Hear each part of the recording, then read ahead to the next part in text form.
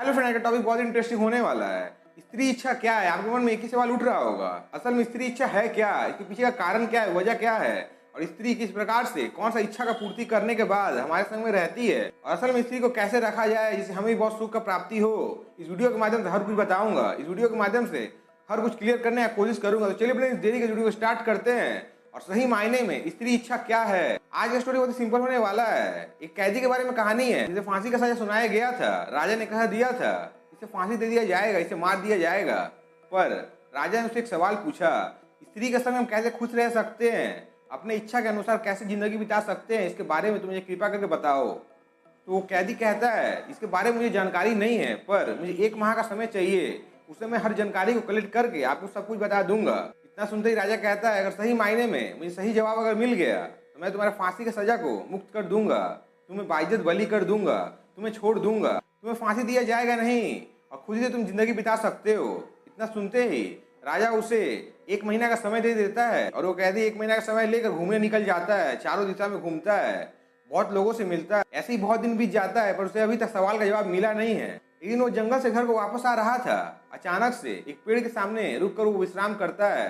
तो पेड़ से आवाज आता है तुम कौन हो? तो आदमी कहता है मैं एक साधारण सा पुरुष हूँ जो यहाँ पर विश्राम करने के लिए रुका हुआ है। पेड़ से आवाज आता है तुम्हें स्त्री के बारे में जानना है, स्त्री के संग हम कैसे खुशी से रह सकते हैं।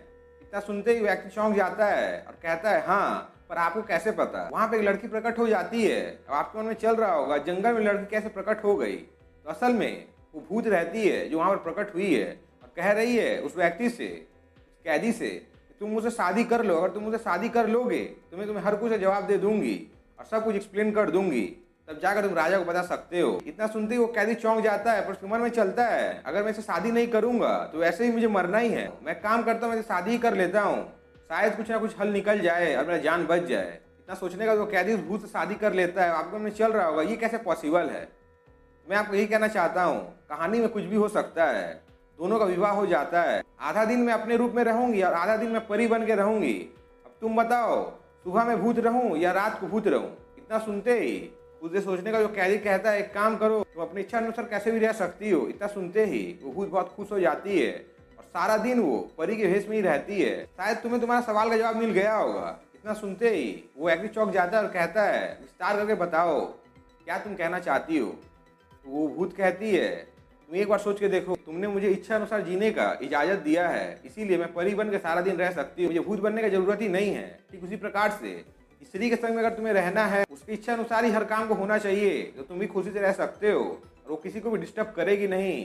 सो फ्रेंड, मैं आपको इस कहानी के माध्यम से यही बताना चाहता हूँ इस दुनिया में जो स्त्री जाती है वो हमसे कुछ चाहती नहीं है, कुछ मांगती नहीं है, पर वो सिर्फ यही चाहती है कि उनकी इच्छा अनुसार होना चाहिए। तो हमारा भी कुछ कर्तव्य बनता है, हम भी उनका बात सुने, हर काम को इस प्रकार से सॉल्व करने की कोशिश करें, उनके अनुसार ही होना चाहिए। अगर उनके अनुसार हो जाता है तो क्या फर्क पड़ता है, पर ऐसा नहीं करना है कि उनका ही बात सुनकर हर काम को बिगाड़ देना है या उसे खुला छूट दे देना है। नहीं, उनके ऊपर पाबंदी लगाकर उनके बात को मानना है, जिससे कि उनको ऐसा महसूस होना नहीं चाहिए कि नहीं उसका बात सुना नहीं जा रहा है। हर इच्छा उनका पूरा होना चाहिए, पर उनके साथ साथ उस पर पाबंदी लगा के रखने का भी जरूरत है, जिससे आपको कोई प्रॉब्लम ना हो। शायद मैं वो क्या कहना चाहता हूँ आपको समझ में आ गया होगा। ये वीडियो बनाने का मतलब तो पता चल गया होगा। आज के लिए बस इतना ही। आपने चैनल पहली बार आए हैं, चैनल सब्सक्राइब कर बेल को प्रेस करें और वीडियो लाइक और शेयर करें। Thank you.